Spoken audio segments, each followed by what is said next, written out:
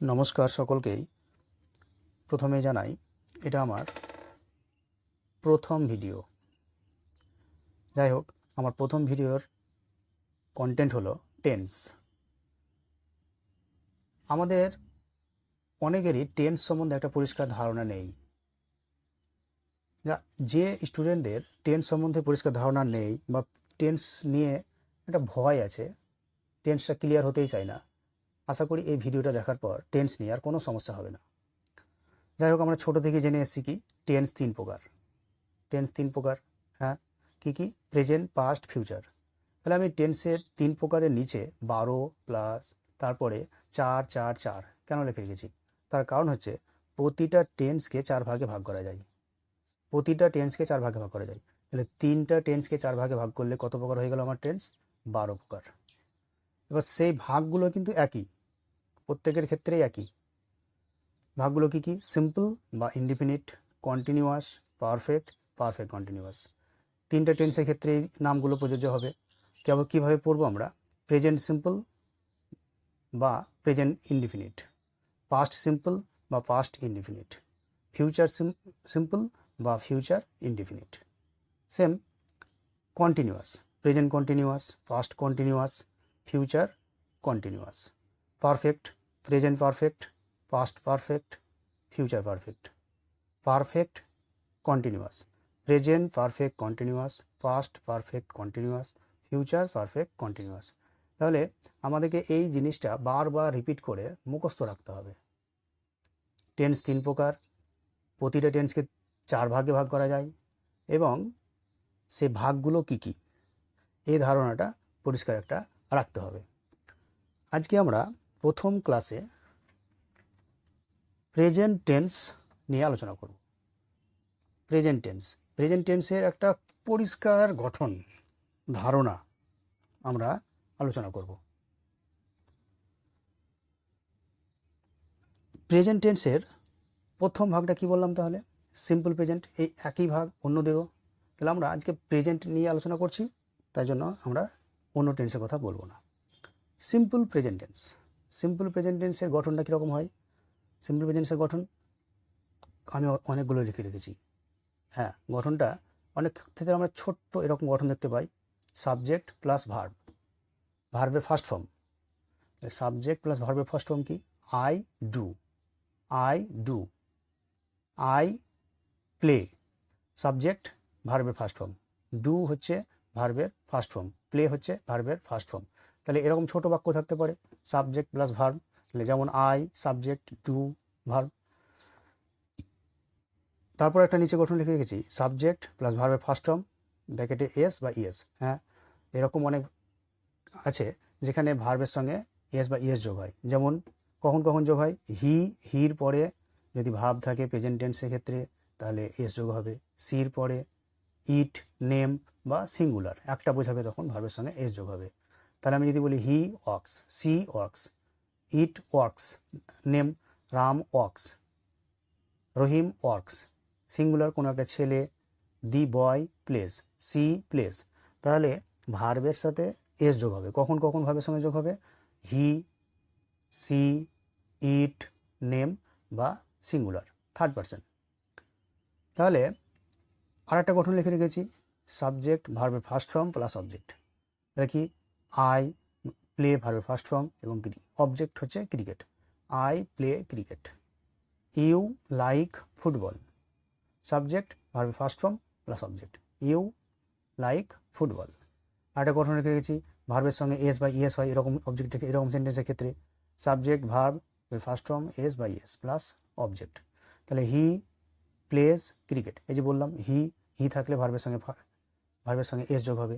হি plays cricket. তারপরে কি? রাহুল, কোনো নাম, রাহুল প্লেস ক্রিকেট। তাহলে সিম্পল প্রেজেন্ট টেন্সের গঠনটা এরকম, subject plus verb, subject plus ভার্বের সঙ্গে S by S, subject verb object, subject verb ভার্বের সাথে S by S plus object.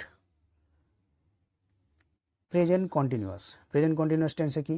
Present continuous টেন্সের গঠন হচ্ছে সাবজেক্ট, তারপরে অ্যাম কিংবা ইজ কিংবা আর, তারপরে থাকবে ভার্বের সঙ্গে আইএনজি, ভার্বের ফার্স্ট ফর্মের সঙ্গে আইএনজি। এরকম ভাব থাকতে পারে ইট, ইটের সঙ্গে আইএনজি হয়ে যাবে ইটিং, ডু, ডুর সঙ্গে ডুইং, গো, গোয়িং, সি, সিং।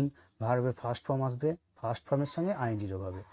আচ্ছা, কখন কখন অ্যাম আর কখন কখন ইজ আর কখন কখন আর হয়, এটা একটু আমরা দেখব। তাহলে অ্যাম কখন হয়? শুধুমাত্র আয়ের পরে। I am doing, I am reading, I am eating, ঠিক।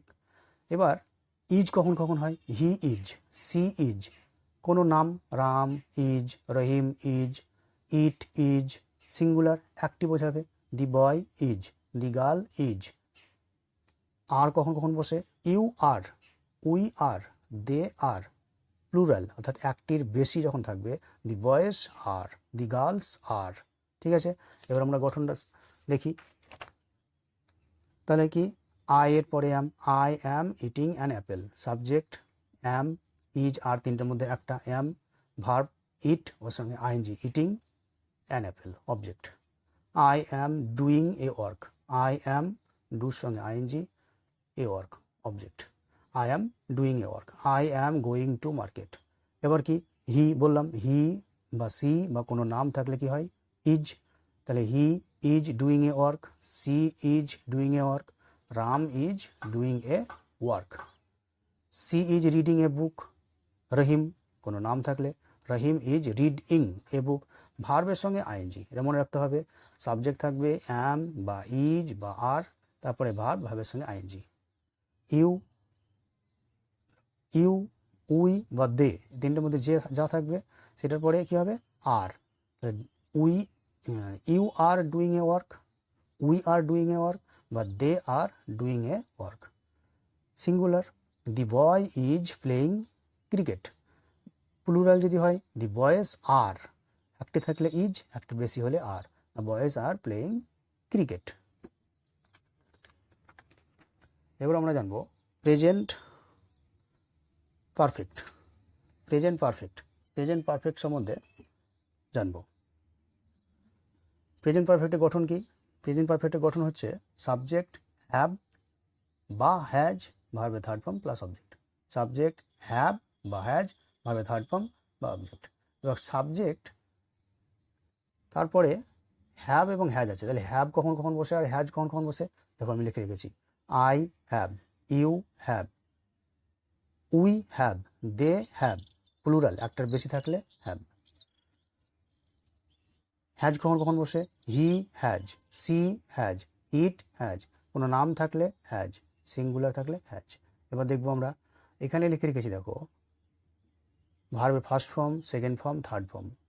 ইট, অ্যাট, ইটেন, আমাদের এখানে কি বসবে? হ্যাজ বা হ্যাভ, দুটোর মধ্যে একটা, হ্যাভ বা হ্যাজ দুটোর মধ্যে একটা, ভার্বের থার্ড ফর্ম। তাহলে আমাদের ফার্স্ট ফর্ম সেকেন্ড ফর্ম বসবে না, আমাদের বসবে third form.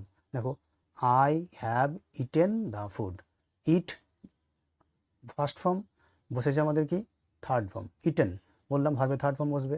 I have eaten the food, he has done the work, she has taken, take, took, taken, she has taken coffee.